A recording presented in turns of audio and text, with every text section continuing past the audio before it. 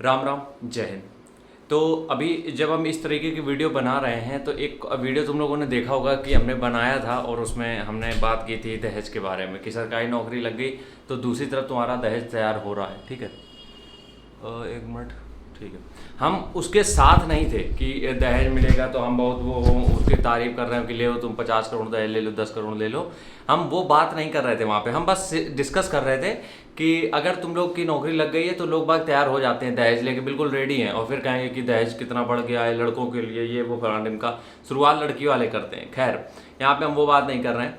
एक भाई ने कमेंट किया मेरे उस दिन, शायद वो वीडियो भी देख रहा हो, और वही एक कमेंट नहीं है, बहुत सारे हैं ऐसे लोग जो हम जिनके टच में हैं, जिनके पास ये ऑप्शन है, आते रहते हैं। ठीक है, तो वो कह रहा है भैया अभी मेरा ज्वाइनिंग लेटर भी नहीं आया है और मेरे पास 20 लाख रुपए का दहेज तैयार है, बिल्कुल मतलब लोग लेके खड़े हैं बाहर, और एक कार।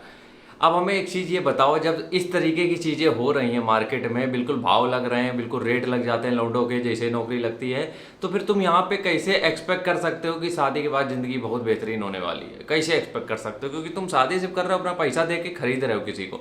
तुम यहाँ पे ये नहीं देख रहे हो कि दोनों साथ में कंपेटेबल हैं कि नहीं। और इस चीज़ पे हम बिल्कुल अगेंस्ट क्या है, हम कसम से मतलब बिल्कुल है, विरुद्ध है, समझ लो इस तरीके से। अब तुम ये बताओ यार कि किसी को शादी का मतलब क्या होता है? जिसके साथ तुम रह रहे हो कम से कम उसके साथ तुम्हारी बॉन्डिंग अच्छी हो। किसी के पास एक नौकरी है, ठीक है, अब नौकरी का मतलब ये नहीं होता है बिल्कुल भी कि नौकरी है तो वो बंदा बहुत बेहतरीन निकल गया। बहुत से ऐसे हम तुम्हें दिखा दें जो नौकरी करते हैं लेकिन कितने बड़े हरामी टाइप लौंडे हैं, हम अगर मिलवा दें तुम्हें, क्योंकि हमें पता है ना। तो अब तुम्हें 20 लाख रुपए तुम दे के वो खरीदे ले रहे हो, उसके बाद तुम सोच रहे हो बिटिया खुश रहा है, लड़की खुश रहा है, नहीं हो सकता है, ये पॉसिबल नहीं है। तो इसमें फिर अब लड़कों को दोष देना या बाकी लड़कों को गाली देना कोई मतलब नहीं बनता है, क्योंकि आपने वो सोसाइटी तैयार कर दी है, खासकर लड़की वालों ने। हम किसी की गलती नहीं मानते, टोटल पूरी गलती सिर्फ लड़की वालों की तरफ से है। क्यों, काहे के लिए दे रहे हो भैया?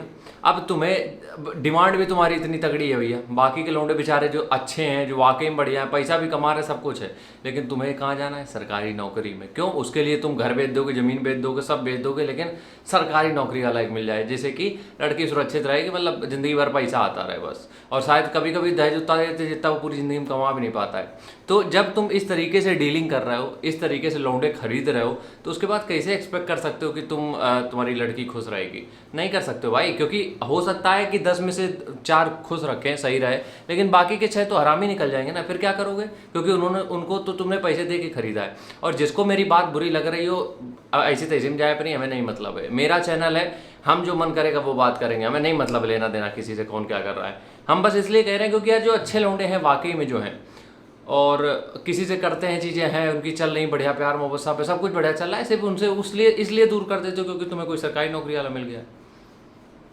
नहीं बदल सकता ये चीज़ें, और लड़कियां भी ऐसे रोती रहेंगी, उनका भी कुछ नहीं हो सकता है। अगर वो इस तरीके की सोसाइटी में बड़ी हो रही हैं, कुछ नहीं हो सकता है तुम्हारा। अपने बाप से या तो कहो कि भैया ये सरकारी नौकरी का तंत्र लेना छोड़ दो। कोई भी है यार, ऐसा नहीं कि सरकारी नौकरी से ही लोग अच्छा कर रहे हैं, बहुत से आजकल ऐसे जॉब प्रोफाइल हैं जो कि वाकई में बहुत बेहतर कर रहे हैं। और सिक्योरिटी की बात तब करो ना जब तुम्हारे पास डेली के बेसिस पे उतना खर्चा लायक हो ना, समझ रहे हो? तो वो उनके पास उतना पैसा ऑलरेडी वो 2 साल में कमा लेते हैं, जो सरकारी नौकरी वाला 20 साल घिस के भी नहीं कमा पाएगा। इसलिए ज़्यादा मोटिवेशन ओवर हाइप बना के सरकारी नौकरी ये वो बिल्कुल चूतियापा है। आज के टाइम का सबसे बड़ा मिथ है ये, और इस चूतियापे में हर कोई गिरता रहेगा, मरता रहेगा। राम राम।